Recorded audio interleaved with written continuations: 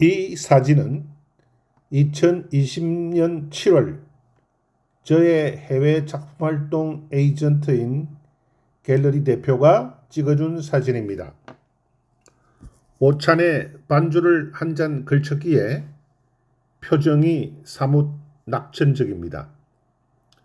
제가 이 사진을 좋아하는 것은 저의 낙천주의가 잘 표현된 사진이기 때문입니다. 주변을 살펴보면 모든 것을 낙관적인 시선에서 보는 사람들을 발견할 수가 있습니다. 하버드 대학교 연구진이 오랜 세월 연구했던 행복의 비결을 발표하면서 낙천적인 성격은 대부분 유전자에서 나온다고 말했습니다. 많은 연구들이 낙천적인 사람들은 심장병, 뇌졸중, 폐활량, 기능 저하 등의 위험이 낮다는 결과들을 발표했습니다. 또한 낙천적인 사람들의 수명이 그렇지 않은 사람들보다 더 길다고 합니다. 미국 국립과학 아카데미는 2019년 낙천주의자들의 건강과 수명에 대한 연구 결과를 발표했습니다. 연구진이 7만 명의 여성과 1,400명의 제향 군인 등 2개의 대규모 연구 표본에서 수집한 데이터를 분석한 결과 성별에 상관없이 대부분의 낙천주의자들이 85세가 넘는 나이까지 산다는 사실을 발견했다고 합니다. 낙천주의는 대부분 유전자의 영향을 받지만 주변 환경과 교육 또한 낙천적인 성격 형성에 도움을 준다고 합니다. 또한 후천적으로 낙천주의를 배울 수 있다고도 합니다. 오래전에 치매 예방을 위해 전국의 지하철 노선도에 적힌 모든 역 이름을 순서대로 다 외워버린 할아버지가 등장하는 TV 프로그램을 시청한 적이 있었습니다. 인간의 암기력은 참으로 놀랍습니다.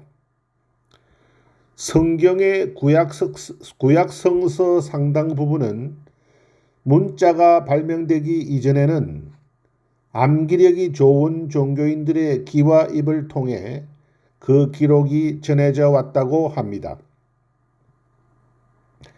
일반적으로 예술가들은 암기력 수준이 높지 않다고 합니다. 저도 역시 암기력 수준이 별로 높지 않습니다.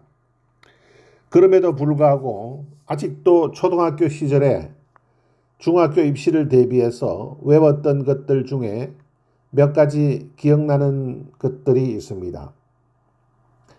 명정청고방, 조세굴민, 미김고갈. 동해안에서는 명태, 정어리, 청어, 고등어, 방어가 많이 잡히고 서해안에서는 조기, 새우, 굴, 민어, 남해안에서는 미역, 김, 고등어, 갈치가 많이 잡힌다는 것입니다. 60년이 지난 현재에 대입해보면 동해안의 경우에는 많이 달라졌습니다. 명태와 정어리는 사라지고 오징어가 많이 잡히고 있습니다. 바헨하 모 베슈슈 바버 고고 똑똑 도고 똑똑똑 바하 핸델 하이든 모차르트 베토벤 슈베르트 슈만 바그너 브람스는 독일과 오스트리아가 낳은 음악의 천재들이라는 것입니다. 지금으로부터 40년 전 제가 서울올림픽대회 조직위원회에서 디자인 실장으로 근무하면서 함께 일했던 외교관들과 함께 오스트리아 비엔나에 출장 갈 일이 있었는데 그곳 공무원들이 시티 투어를 시켜준다고 하면서 가장 먼저 데리고 간 곳은 위대한 음악가들의 묘지였습니다. 베토벤, 슈베르트, 요한 슈트라우스, 브람스, 세계 음악사에 한 획을 그은 이 네 명의 거장들은 모두 음악의 도시 오스트리아 비엔나에서 주로 활동했다고 합니다. 그리고 그들은 죽어서 비엔나 교회 한 곳에 함께 묻혀 있었습니다. 1894년 비엔나 시내에 흩어져 있던 5개의 묘를 한 곳에 모아 공원 형식으로 조성했다고 합니다. 가운데 있는 모차르트는 내 음악가와 달리 시신이 묻힌 묘가 아닌 기념비였습니다. 모차르트는 시신을 찾지 못했다고 합니다. 묘지는 명성에 비해 소박했습니다.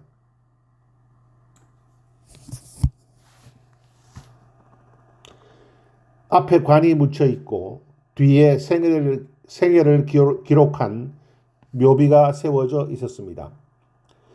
묘지는 땅과 높이가 같은 평장이며 묘지마다 작은 화단도 꾸며져 있었습니다. 규모는 한 사람당 한 2평 남짓이었습니다. 그래도 봉분에 이름만 새긴 프랑스 파리 교회에 묻힌 고흐 묘지와는 달리 장식이 화려한 편이었습니다. 묘비마다 조각이 눈길을 끌었습니다. 호랑이는 죽어서 가죽을 남기고 사람은 죽어서 이름을 남긴다는 말은 이름을 더럽히는 일은 하지 말아야 한다는 말이기도 하고 살아생전에 훌륭한 일을 많이 해 후세의 이름을 남겨야 한다는 말이기도 합니다. 과거 33년간 그래픽 디자인계에서 활동하면서 저는 이미 한국 디자인사에 남을 만한 작품들을 적지 않게 남겼습니다. 그리고 14년 전부터는 그래피즘을 뿌리로 한 순수 회화 작품들을 많이 남기고 가겠다는 목표를 세우고 열심히 실행하고 있습니다. 저의 지나간 생애 72년을 되돌아보면서 문득 남과 달랐던 제 성격의 최고 장점은 무엇이었을까를 생각해보니 항상 낙천주의로 살아왔으며 안분지족으로 별로 남을 부러워한 적이 없었던 것 같습니다. 1969년에 대학에 입학했는데 국어 강사님이 물리대 국문과 교수로 재직하셨던 소설가 전광용 교수님이었습니다. 그분의 단편 소설 사수는 어린 시절 친구 관계였던 두 사람 사이에 내재한 경쟁심과 대결의식이 한 인간을 얼마나 불행하게 하는가를 냉정하게 그린 작품입니다. 인간이 겪게 되는 무수한 대립관계는 스스로의 의지보다는 대립을 부추기는 외부적 요인에 의해서 이루어진다는 것이 소설의 주제입니다. 그런 의미에서 사수라는 작품은 미묘한 인간관계를 통해 비극의 본질과 그 책임의 궁극적 요인인 외부적 상황을 잘 탐구한 작품이라고 할 수 있겠습니다. 작품의 줄거리를 요약해보면 주인공 갑은 을의 사형을 집행하고 병원에 입원해 있는 상태로 이야기가 시작됩니다. 갑은 과거를 회상합니다. 학창시절 교사에 의해서 갑과 을은 서로의 뺨을 때려야만 하는 상황이 발생하게 되고 갑은 그때부터 을과의 묘한 경쟁의식에 사로잡히게 됩니다. 갑은 이후 을과의 공기총 싸움에서 패하는 경험을 하는 등 사사건건 얽혀서 하나씩 둘씩 패배감이 축적되어 갑니다. 그리고 결정적인 사건으로는 한국전쟁이 발발하고 그 와중에 을을 다시 만났을 때 사랑했던 여자친구가 을의 아내가 되어 있는 것을 발견하고 경악하게 됩니다. 이후 을이 이적 행위로 구속되는 사건이 발생하고 갑은 사형 집행의 사수 중 한 명으로 지명됩니다. 갑은 어찌할 바를 몰라 고뇌하지만 4명의 사수가 총을 쏜 다음 결국 방아쇠를 당기게 됩니다. 을은 사라져 버렸지만 갑은 여전히 패배감에서 헤어나지 못합니다. 아마도 당시 교양국어 교과서에 수록되었던 이 소설이 제 인생에 많은 영향을 끼쳤던 것 같습니다. 행복에 대한 정답은 없을 것입니다. 사기의 저자 사마천이 말하는 부자가 되는 세 가지 비결이 있습니다. 가진 것이 없을 때는 몸으로 노력해서 돈을 모아야 한다는 것과 돈이 어느 정도 모이면 지혜로 돈을 불려야 한다는 것, 그리고 이미 부자가 되었다면 시간에 따른 변화를 읽을 수 있어야 한다는 것입니다. 돈이 행복을 이루는 주요 요인 중 하나는 될 수 있겠지만 행복의 1순위가 될 수는 없을 것입니다. 행복은 돈, 성공, 명예에 있지 않았습니다. 열심히 노력하는 과정에서 느끼는 성취감도 행복감을 주는 데에는 궁극적으로 크지 않다고 합니다. 하버드 대학이 찾은 행복한 삶의 비결은 바로 인간관계였습니다.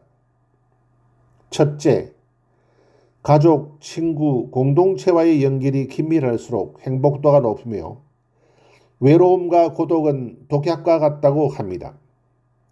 인간관계가 좁고 혼자 지내는 사람보다 사회적 관계가 활발한 사람이 신체적으로 건강하고 수명도 더 길었습니다. 외로움은 행복감을 떨어뜨리고 건강이나 두뇌에도 나쁜 영향을 끼쳤습니다. 둘째, 얼마나 많은 사람과 관계를 맺느냐보다 친밀감, 신뢰도가 높은 관계를 맺는 사람이 더 행복하다고 합니다. 양보다 질이 중요하다는 뜻입니다.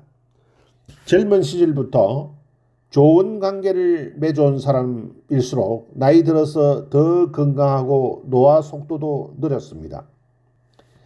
셋째, 좋은 관계가 몸과 마음뿐 아니라 두뇌도 보호한다는 것입니다. 자신의 의도와는 다르게 혼자 지내는 시간이 많은 사람은 상대적으로 나이 들수록 뇌 기능이 더 빠르게 떨어진다고 합니다. 힘들고 어려울 때 의지할 수 있는 관계를 맺고 있는 사람의 기억력이 더 오래 잘 유지된다고 합니다.